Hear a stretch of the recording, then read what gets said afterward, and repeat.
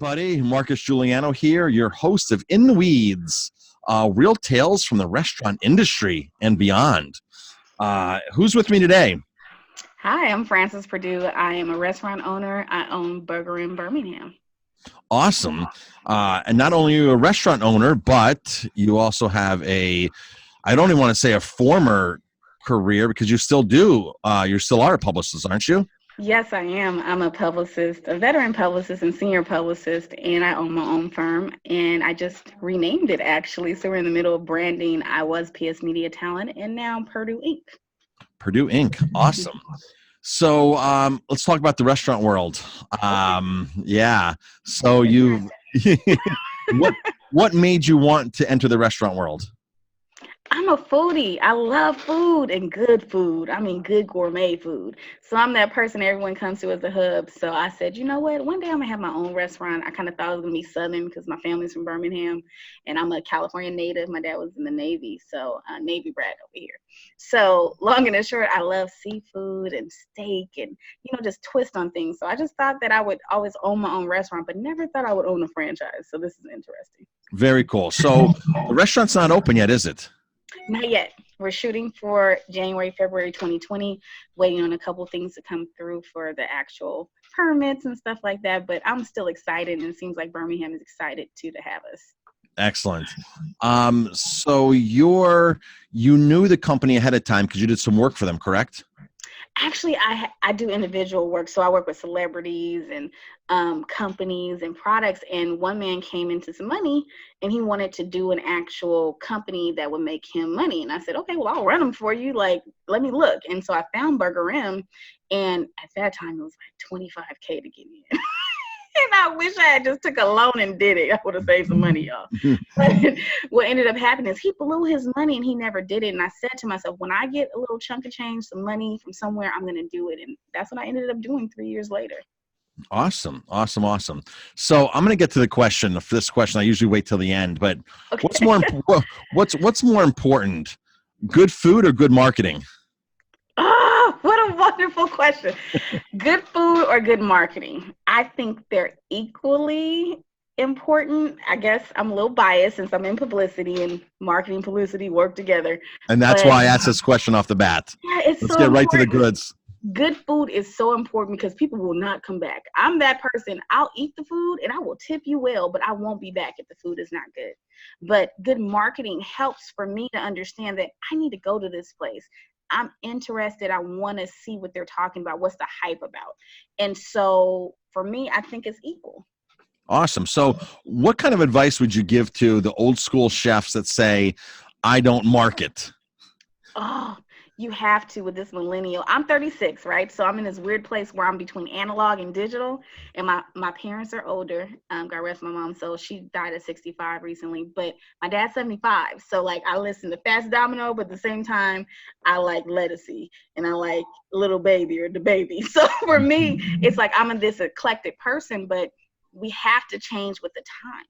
If you want to stay alive, you have to get that heartbeat of the people who can pay and afford it.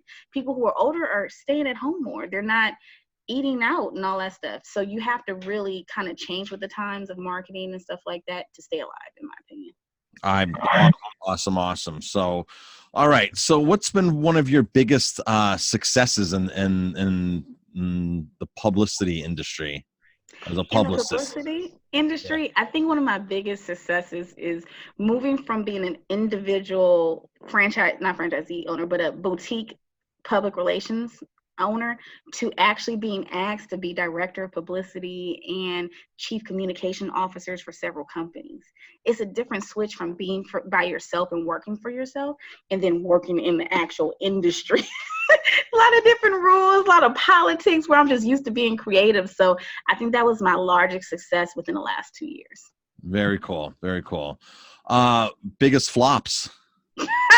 My biggest flops, like where do I start?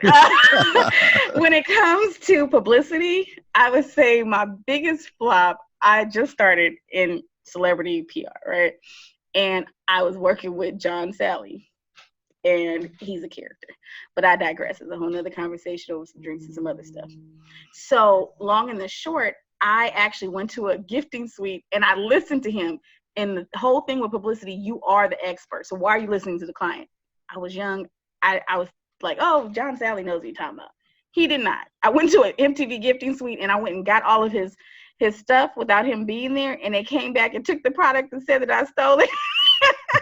And I was his representative, but they were like, oh, you can't take the products. And I was like, oh, I've never stole a day in my life. And when he got there, he wouldn't deal with anyone but me. So that was like the saving grace. And he was like, no, I told her to go get it because I was on a plane from Canada or whatever it was. So that was my biggest flop, and I learned. And then at the end, they were like coming to me like, Miss Perdue, what do you want to do? I was like, I don't want you to talk to me. Like, you went through my stuff and said I stole. Like, I was so offended. And if you know your 4 agreements, you're not supposed to take anything personal. But I took that personal. I was like, I don't steal. So that was my biggest flop, listening to the client and not being the expert and telling him, no, we have to wait till you get here to get these products so they can have your face and take the picture with you in the product. And he did go around and take the pictures with all of the products that I got, but I was pissed off. I was like, I don't want to do this no more. So that was my biggest flop, I would say, to date. Okay. All right. Yeah. All right. So what kind of advice would you give to a new restaurant owner from being in the publicity world? I would say that you have to get out of yourself and not be cheap. You're worth it. And the reason I say that is because people think about publicity like, I don't want to pay for this. I don't see how it's going to be, influential. But then when they have their grand openings, for example, and there's no press that shows up, there's no hype around, giving the free product away, and they end up with 25 people at their launch, they regret it. So they could have made a investment in themselves and got lifetime customers, or they don't understand that they're important. People need to know who you are as a chef. People need to know who's the executive over the corporation if you have a lot of different, restaurants, because they put in a face to the product, and then now they feel like they're a part of your family. They feel like they're a part of whatever your movement is. And I think that that's the biggest thing with restaurant owners. They forget about marketing, which you do awesomely. And they forget about public relations, and they're different. One is you get earned media with public relations. With marketing, is pay to play. But even with the pay to play, there's a certain amount of results and hits that turn into sales. So I personally am a foodie. I may not come to your restaurant today, but it's going to be in the back of my mind. So when I'm in New York, hey, I got to go check out this person's restaurant and that. And so they don't understand the lasting results of it. So I would say invest in yourself and do yourself a favor and not try to do it all by yourself. Awesome. And I like how you differentiated the two, pay to play and then the earned. Because whenever there's an article on me and somebody goes, oh, I saw your ad, I'm like, damn it, that's not an ad. I earned that. Right. I didn't pay for this, man, because it would have been a lot of money. It's not an ad. And if it was an ad, I'd get more hits, okay?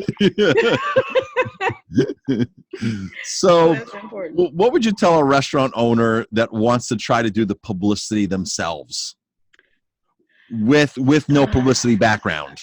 Because, let's face it, us chefs are stubborn. We're just stubborn people. We think we know it all. Right.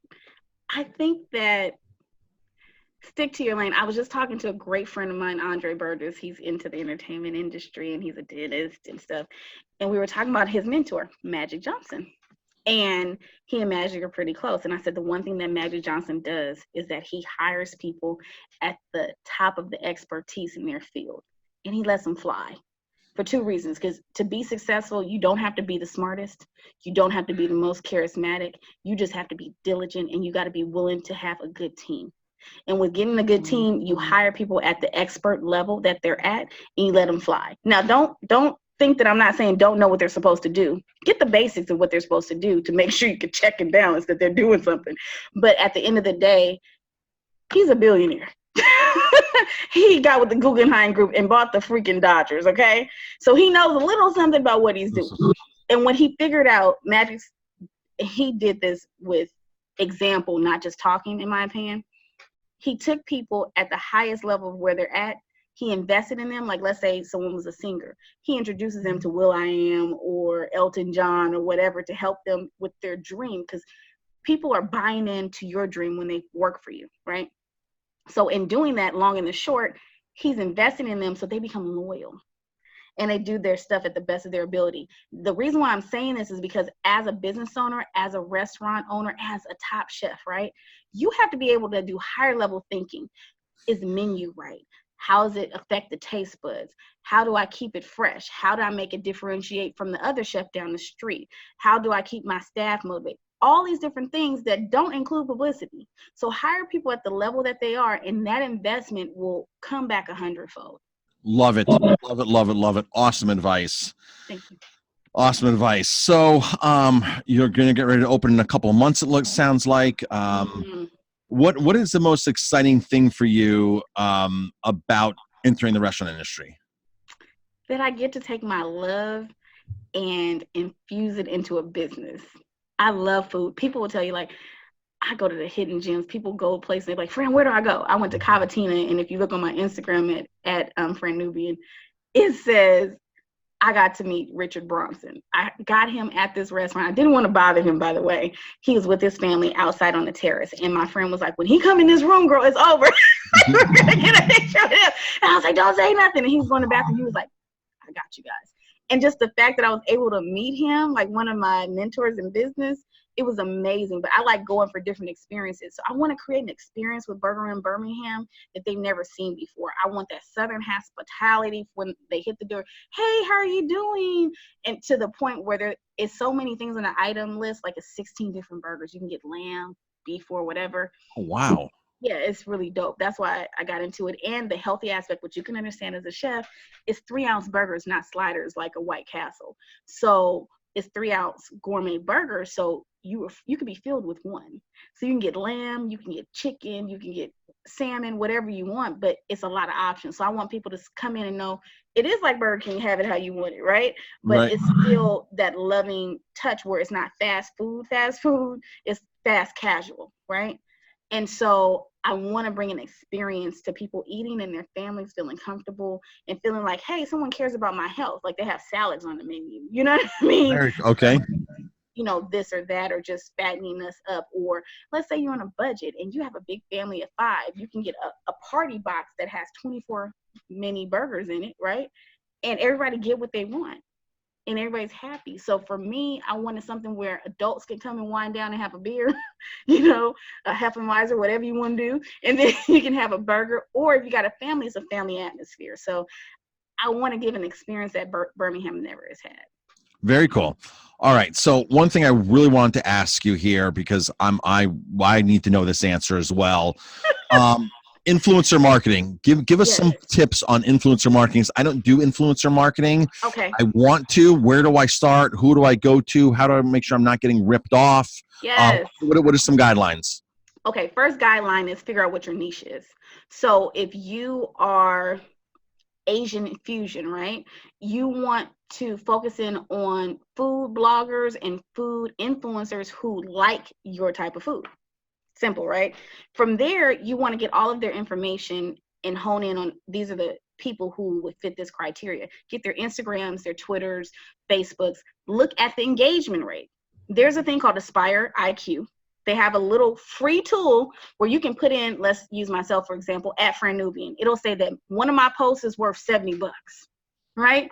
So if I know that I have a 5% engagement rate, now you're more realistic about when they post for you, whether it's a poster, a video, whatever, a flyer, that you're going to get 5% of whoever clicked on that. So you have a more realistic goal about how you're spending your money, because it could be anywhere from $2,500 up to $10,000 for a post for certain millions of followers.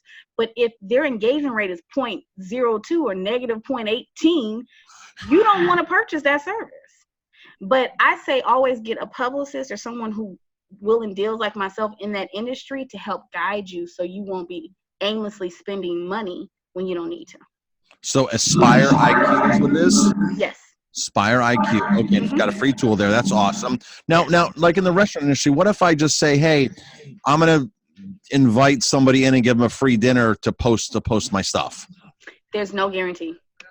So what happens is you want to invite as many people as possible. Like right now for Berger Rim Orange County, they're hiring me to actually help them and do an influencer day towards the end of this month. I'm going to invite 50 influencers. we're doing a contest. Whoever has the best engagement will actually get to be the influencer for that location. Very So cool. you save money. You spend the same amount of money on the food because we know how much it costs to get the food there. And then they get free booze because they're opening up a bar. And then you get people motivated to come. And then the prospect of them having a gig is the end result. Love it. Love it. Love it. All right. Awesome. Thank you very much for being a guest on In the Weeds. Wearing two hats. And that's awesome because this yes, and I'm representing for you today. Oh, the Chicago Bulls. Yes. And so thank you for sharing your publicist life and your eagerness to jump right into the food industry. Awesome. Thank you very much. And everybody, thanks for tuning in. Anything you want to say ending, like why somebody should eat at your restaurant? Yes, you should eat at my restaurant because we have every option, whether you like Angus beef all the way to a beef or burger if you're vegan. Veggie burger. Awesome. Now you're talking my language. Yes. Awesome. And falafel. Falafel. Love falafel. Yes. Awesome.